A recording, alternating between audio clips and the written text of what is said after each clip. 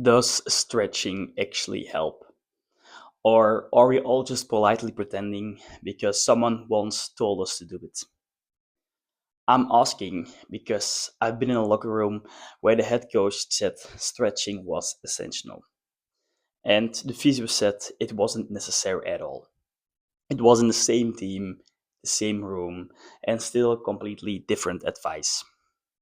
So, in this video, I'm going to break down what stretching actually does, when it helps, when it hurts, and whether you even need it at all. So you can stop guessing and start making decisions that actually fit your body. Let me take you back for a second. When I was 17 or 18 years old, I suddenly was allowed to train with first team. For me, it was a big deal, it was a big step. I was in a new locker room, there were faster players, and the music was louder, they had bigger egos, but that doesn't matter. But at some point, the coach told us to stretch. He was very confident about it, he was very certain about it. But the physio called me said it was not necessary at all. Same room, same people, completely different opinion. Really, a small discussion started.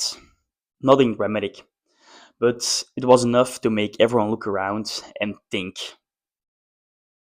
wait, so are we actually supposed to do it?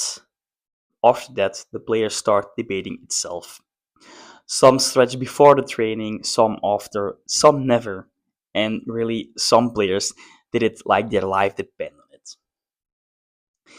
And that's when I realized if even professionals don't agree on this topic, no wonder everyone is confused. Stretching isn't good or bad, it's a tool. And like any tool, it only works if you use it the right time and for the right reason. What is stretching? Well, stretching in its simplest form is the act of lengthening a muscle group to train and to improve flexibility. Good flexibility means muscles or tendons have a good ability to lengthen. It sounds very simple, and it kind of is, but the way we stretch make actually all the difference. In total, we have four different type of stretching. The first one is the one that everybody knows. It's static stretching. And static stretching is just like you move into a position, you do a stretch, and you just hold it for 20 seconds. No movement, just you, your position, your thoughts for 20 seconds. The second type is dynamic stretching. Dynamic stretching is really like movement based. You actively move through a range of motion in a controlled way, and this is very often used in warm ups. It's like high knees or some exercise like that. These are dynamic stretching exercise. The third one is ballistic stretching. Ballistic stretching uses bouncing or swinging movements to push the range of motion. It looks energetic, but it also increases the risk of overstretching if it's done carelessly. Then we have the fourth method. The fourth method is the PNF method. And this stands for proprioceptive neuromuscular facilitation. Um, I hope I said it right, but it is not my first language. English is not my first language. Don't blame me on that. It's a really fancy name, and the method is actually very effective.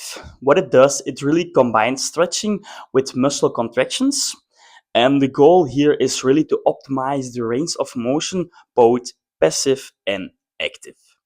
One thing very important about this method is you always have to listen to your body, because no matter which method you use, you never are allowed to cross the threshold, because stretching is not a competition.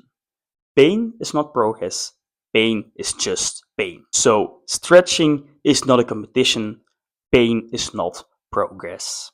If stretching is used in the context of injury prevention, the posture is really important and it really matters, especially in your lower back.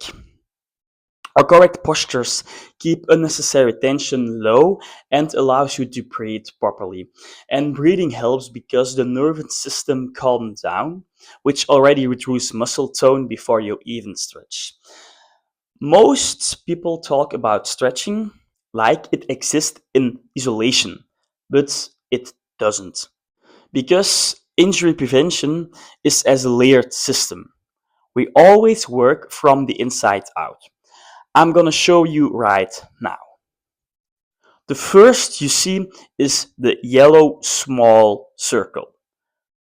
So first comes yellow, and it's basically correct posture. You can see the low muscle tension and the calm breathing. That's the first small circle. Then we move on to the next. The next is really like the green circle. It's a little bit bigger, and green stands for mobility. What is mobility? Mobility is the ability of a joint to move active through its range. And that's really important because stretching is placed in the green circle. Next one, in Dutch, we call it appelblauw zeegroen. If we translate it, is apple blue, sea green, but I don't think that that exists, so let's just say blue green. The color blue-green here is for static stability. And static stability is your ability to control a position without movement. An exercise is, for example, a plank.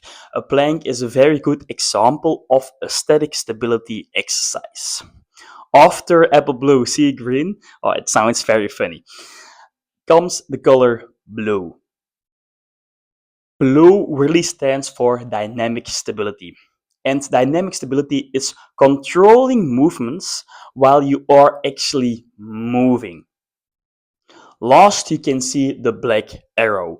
The black arrow is literally like the final stage, and it stands for sport-specific strength training. And that's actually the last thing we can do. So, as I said before, stretching lives mainly in a mobility layer, so in the green circle. It's not at the end, it's not a miracle fix, it's just one piece of a puzzle. So, like I said, stretching is a mobility layer. It's not the solution to everything. Does stretching prevent injury? A quick side note here, because this is where people actually ask for more structure. If you want, I have a clear system for mobility, stability, and injury prevention in football without guessing what applies to you. I put everything I use with football players into a course. It's not a stretch more program, it's about when to mobilize, when to stabilize, and when stretching is actually useful, when it makes sense. If you want to go deeper, link is below. No pressure, just let's go back to the video. So now we don't know that stretching does not prevent injury because most people think, but that's actually not true. What does stretching? Here is what it does. Like I said, it doesn't prevent injury, but where it really helps is like it helps relaxation. It's required for certain movements and it can reduce compensation. So, is stretching useful? Like I already said twice in this video, it does not prevent injury. That part is very important. But you have to understand, stretching has its value. It really does. You spend most time of your day in the same position, which makes stretching very relaxing.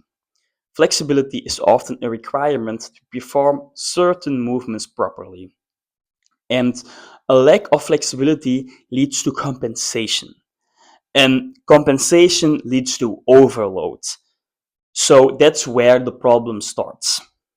What we also have to understand is it's also very mental, guys, because when you stretch, you really target the mental aspects. You slow down the body. You are really feeling your own body.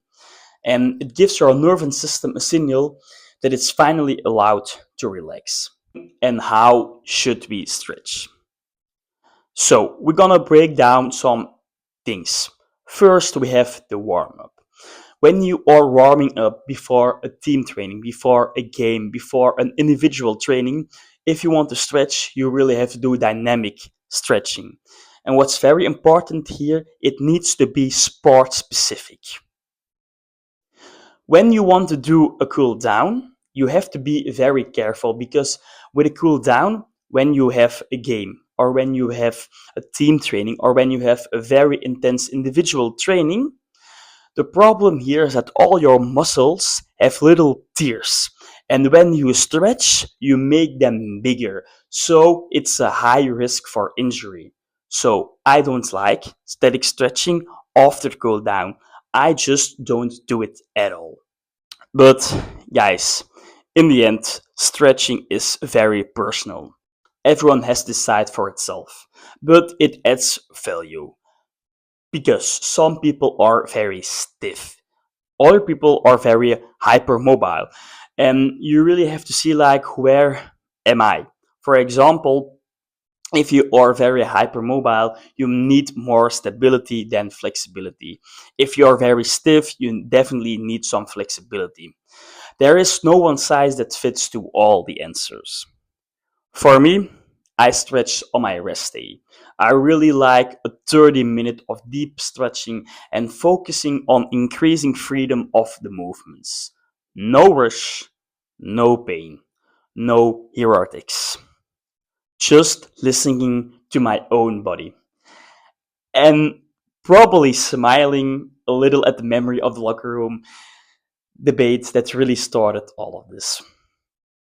If you want a full framework instead of piecing this together on your own, you know where to find it. Stretching isn't something you do because you're told to, it's something you do because you understand why.